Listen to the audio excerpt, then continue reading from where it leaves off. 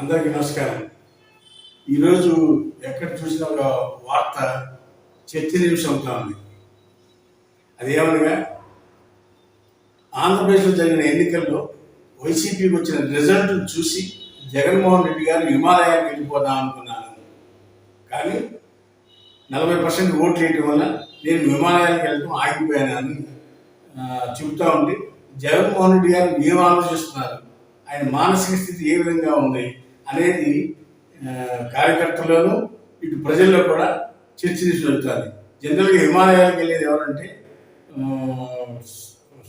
అస్త్రసన్యాసం చేసిన వ్యక్తులు ప్రశాంతత కోసం సంఘం అది అన్నింటి త్యాగం చేసి కుటుంబ వైవాహిక జీవితాన్ని లేదా భార్యాభర్తల బంధాన్ని లేదా కుటుంబ బంధాన్ని అన్నింటినీ కూడా వదులుకుని హిమాలయాలకు వెళ్ళి ప్రశాంతంగా అక్కడ జపం చేసుకుంటా ధ్యానం చేసుకుంటా ఉంటారనేది మనకు తెలిసిన సత్యం.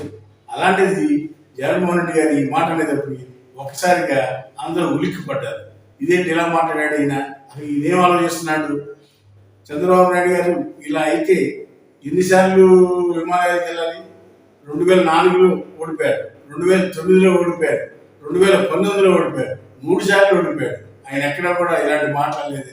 ఎప్పుడు కూడా ప్రజలు 40% ఉన్నాయి, 35% ఉన్నాయి, 33% ఉన్నాయి, ఓట్లు 8% ఎండొచ్చినా ప్రజల తరపున పోరాడి నిజమైన నాయకుడు అనిపించుకున్నాడు చంద్రబాబు నాయుడు. మరి జగన్మోహన్ రెడ్డి గారు ఇలాంటి మాటలు మాట్లాడుతుంటే కేడర్కు కూడా అపనమ్మకం కలిగే పరిస్థితి తీసుకొస్తా ఉన్నాడు తప్పితే ఆయన మాటలో ఆయన చేష్టల వల్లే ప్రభుత్వాన్ని పోగొట్టుకున్నాడు.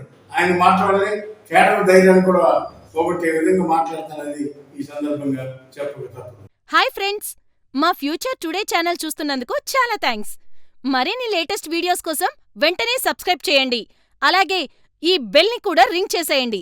మా లేటెస్ట్ వీడియోస్ నోటిఫికేషన్స్ అన్నీ మీ మొబైల్లో వస్తాయి. మా వీడియోస్ మీకు నచ్చితే లైక్ చేయండి, షేర్ చేయండి, నచ్చకపోతే కామెంట్ చేయండి.